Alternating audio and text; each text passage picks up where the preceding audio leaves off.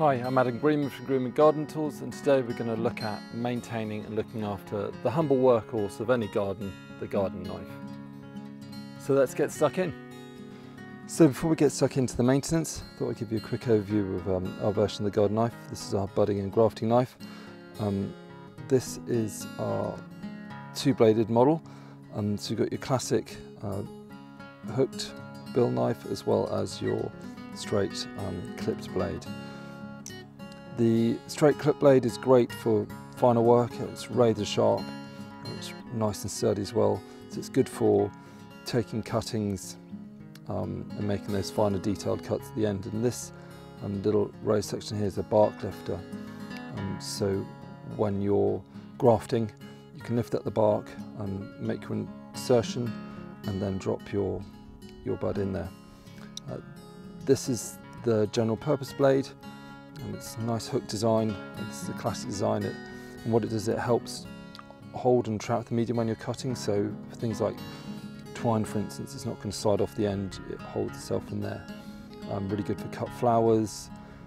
This is going to probably be the most used blade in the garden, from ripping up in sacks to, as I say, cutting twine and cropping.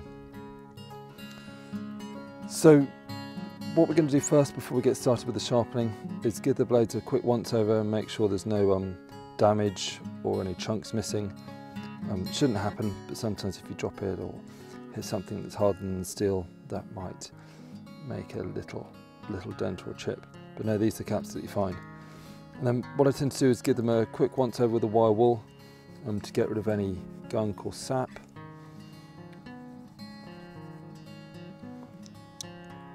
For once, this knife's not in a bad nick.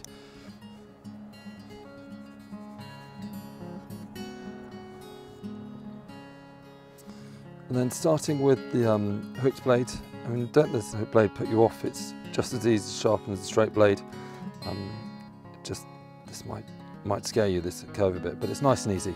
For me, I tend to use a handheld sharpening steel, and then following the bevel, which is I don't know if you can make out the difference in colour there. That's the bevel there where it's been ground at an angle. And following that along, keeping the same angle, just push gently away and round the corner. Making sure the strokes you do on each side are even. So it's 3 on that side and 3 on this side. And again with a nice, gentle, even pressure.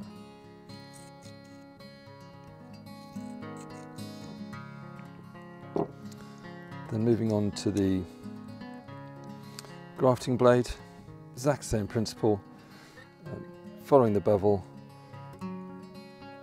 keeping a nice even pressure. Always find this job so satisfying.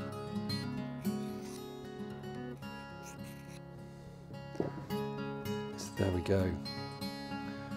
One final task is to check the mechanism itself for any debris.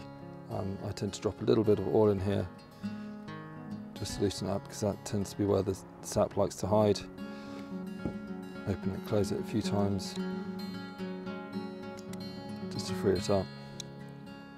But yeah, nice and easy. So there we go, one freshly sharpened and clean garden knife, ready for the rest of the season.